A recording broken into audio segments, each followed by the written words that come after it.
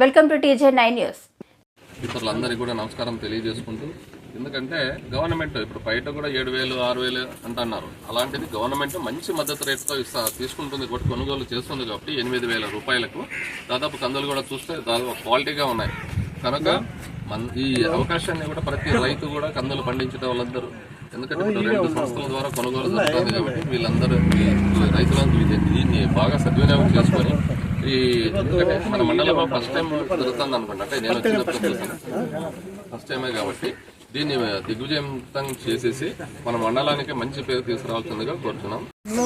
మనం ఈరోజు వెంకటాచలపల్లిలో అయితే ఓపెన్ చేసుకోవడం జరిగింది. ముఖ్యంగా ఈ సంవత్సరం చూస్తే మద్దతు ధర కందికి ప్రభుత్వం 8,000 నిర్ణయించడం జరిగింది. 8,000 ప్రకారం మనం రైతు దగ్గర నుండి కంది విత్తనాన్ని అయితే కొనుగోలు చేయడం జరుగుతుంది. మనకు మండలంలో 2 సంస్థలు ఆర్క్ఫెడ్, నాఫెడ్ రెండింటి ద్వారా కూడా మనము విత్తనాన్ని రైతుల దగ్గర నుంచి కొనుగోలు చేస్తాము.